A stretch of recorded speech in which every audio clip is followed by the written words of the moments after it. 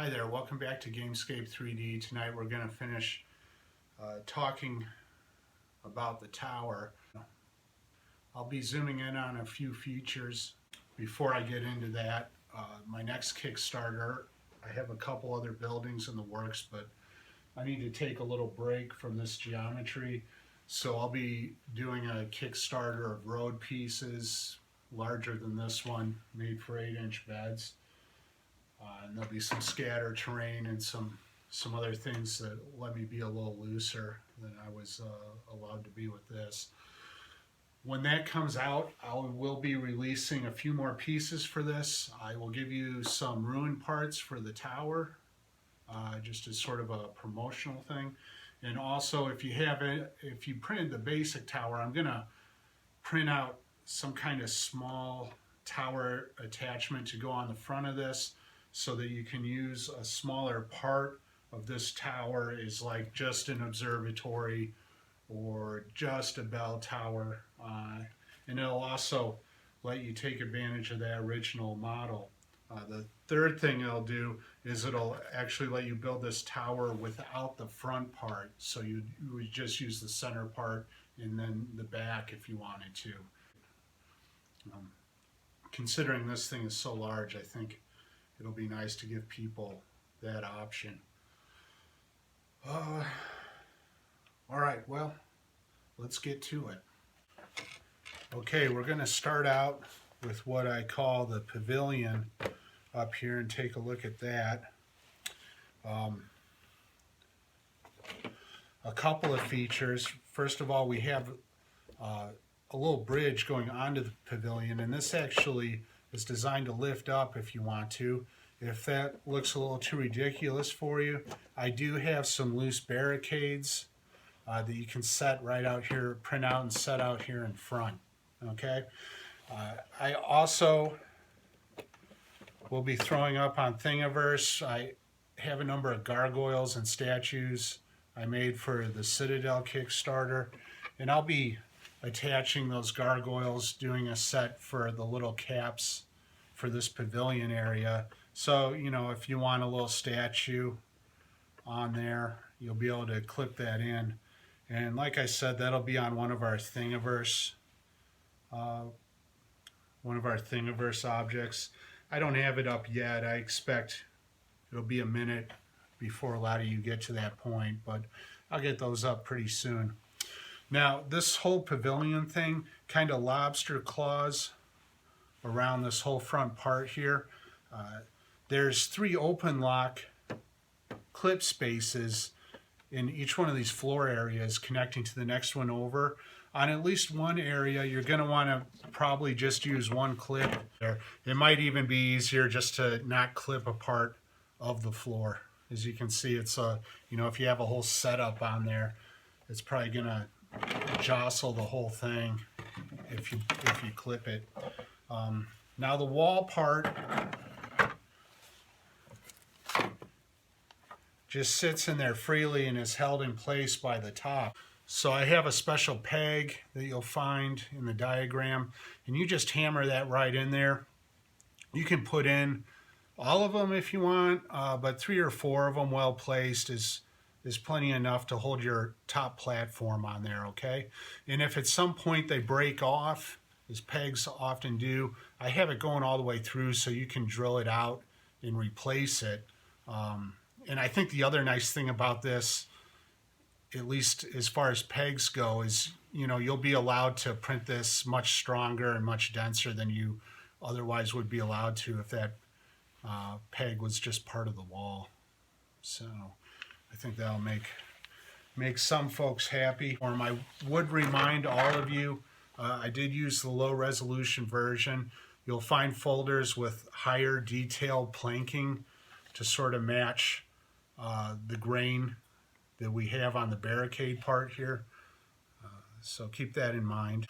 All right, here we are on the air dock, and I don't even have enough room here to, you know, put this thing up. It goes out as far as you want it to. It's just a series, using the white print again. It just uses a series of open lock clips, so you can just keep expanding it out as far as you need to. And I have a half clip for you in the files too, so when you get to the end you can just cap the end piece. And of course there's... Alright, so I'm just going to talk about this main dock here for a minute. Okay, this is the mechanism on this. This sets right in here, and then I have a platform. One of these open lock connectors goes right here in the center, and then the other one clips into your main building. If you find, for whatever reason, you need to make a slight adjustment to the height of this piece coming into your tower, go ahead and adjust the Z-axis on this piece. Okay, that's going to give you the least amount of heartache if you need to make an adjustment. And these are the foundation for the beams down here, and also the foundation for your walkways going out. So print one of those, check it, make sure it's how you want it. If you do need to adjust it, I don't think it'll be more than 1 or 2% on your Z-axis. And just leave the X and Y axis alone on your build plate so you don't affect the size of the open peg hole, okay? One other thing I would mention is there is a file in there called small porch, small_porch, and that fits right here. So if you don't want that roof piece here, you want the door to come out on a little tiny porch, I got that piece in there for you. All right, now let's get up to this observatory and take a look at what we have going on here. First things first, this roof is designed very thin, and I designed it thin so you could use translucent filament or print it with translucent resin, so you can have a sky roof.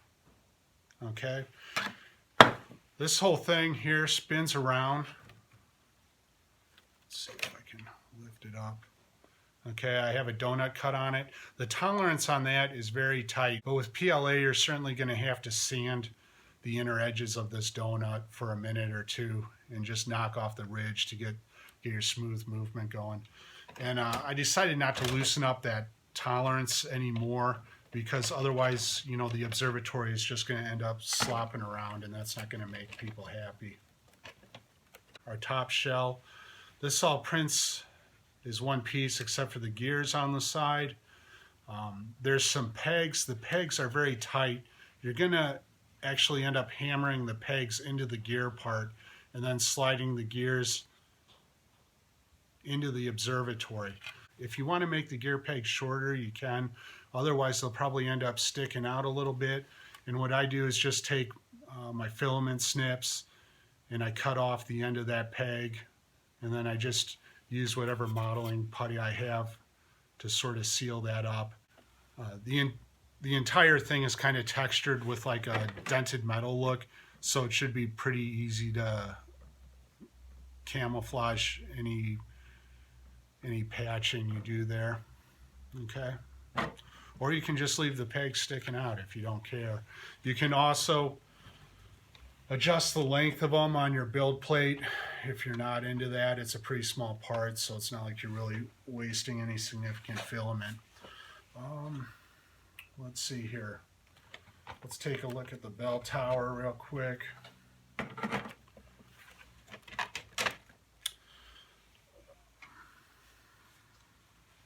You can see there's a number of bells there. If you want to, you can put 2 large bells in there, 4 medium bells, 6 small bells, I think. You know, whatever you want to do. Okay, and that just goes through there, and then you glue these wheels on the outside. And they're grooved a little bit if you want to put a little rope or a string in there like you would on a real bell tower. Other than that, the bell tower is pretty straightforward. The only difference between this one and yours is that I put a bunch of lattice work in this area here to make these beams stronger, so you don't have to worry about, you know, breaking it if you drop it or something. Okay, and that is about all I have to share on this thing to get you to the finish line.